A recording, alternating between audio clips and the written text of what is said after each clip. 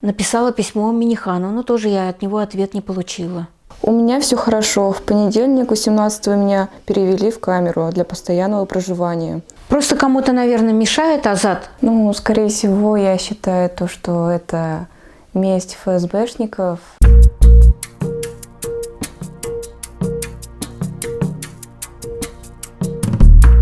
А я говорю, он никого не убил, говорю, не обокрал, не изнасиловал.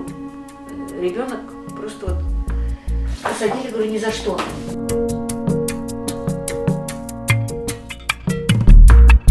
И вот я увидела, что нас очень много, что несправедливо сидят наши дети по сфабрикованным делам.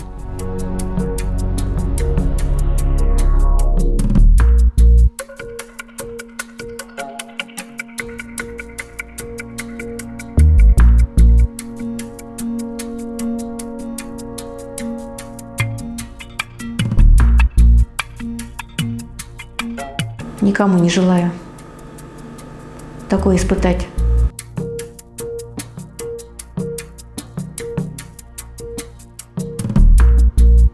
Владимир Владимирович, пожалуйста, освободите наших детей.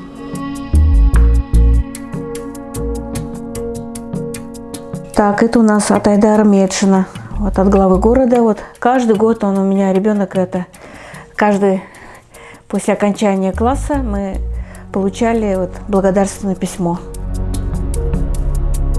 Я почему-то до ареста Азата почему-то считала, что такие правильные люди, как сказать, справедливые. Но вот сейчас все с каждым днем убеждаюсь, что все это неправда. Смотрю, что судья уже тоже. Я почему-то думала, что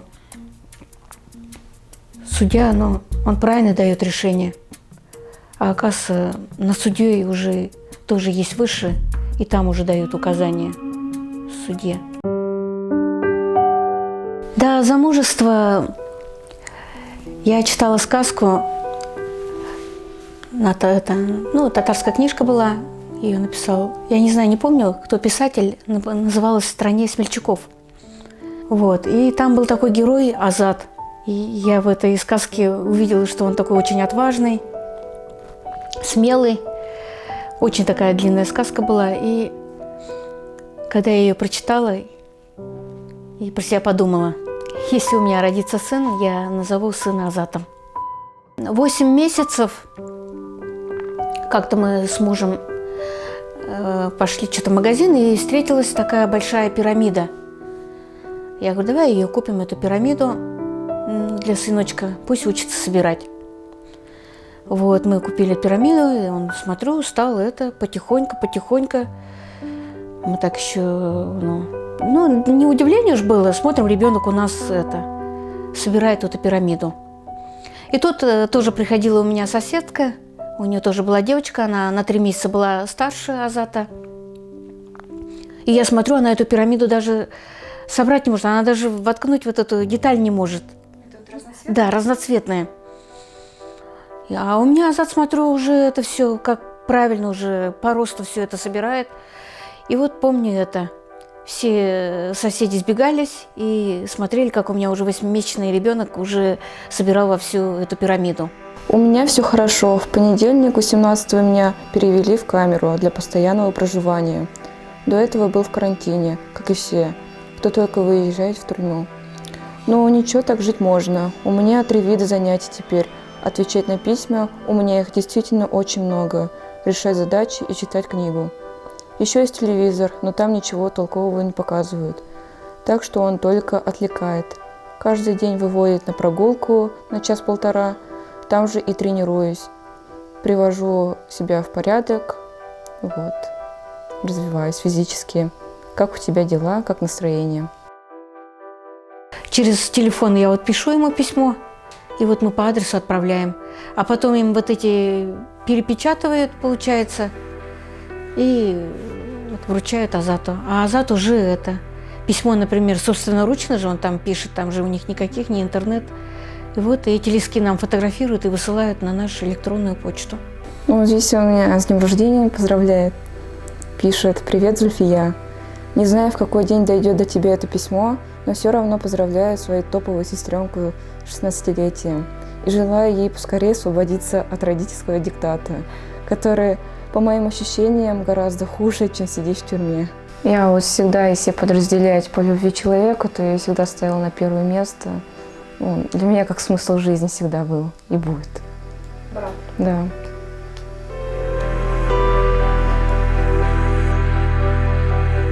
Вот уже второй год уже вот все это, вот просыпаюсь и говорю же, это не верится. Вспомню, что опять это, сын-то у меня еще ведь не на свободе, вот, ну вот все это очень тяжело. Ну, значит, все, надо будет пройти нам. Никому не желаю такое испытать.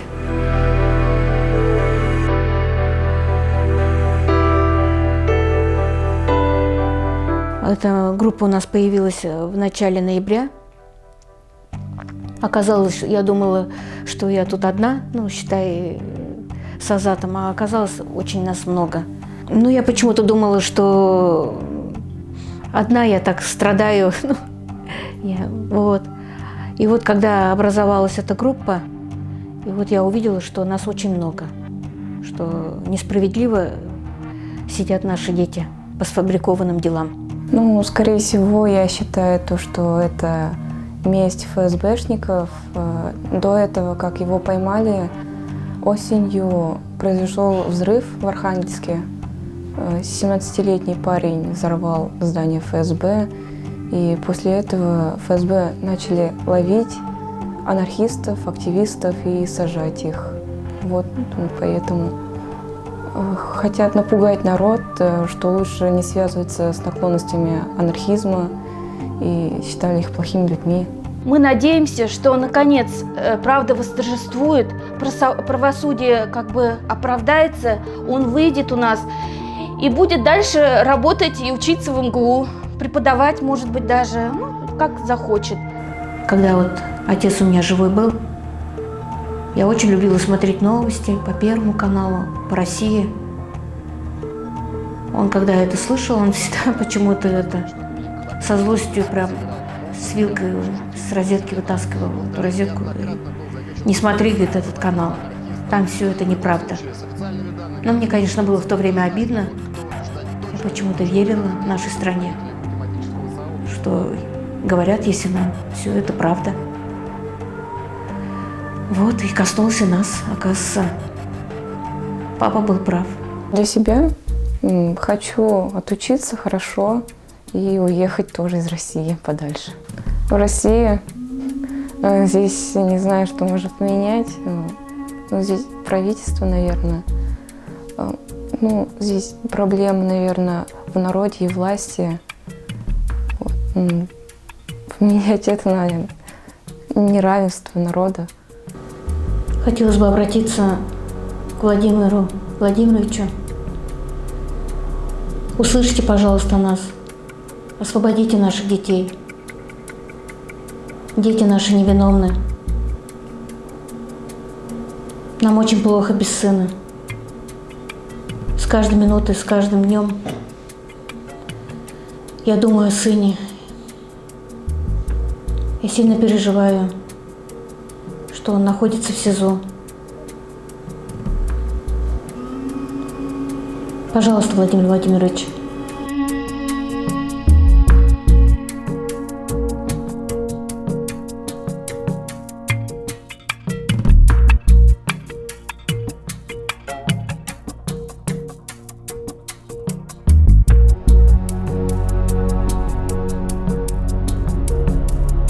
Написала письмо Минихану, но тоже я от него ответ не получила.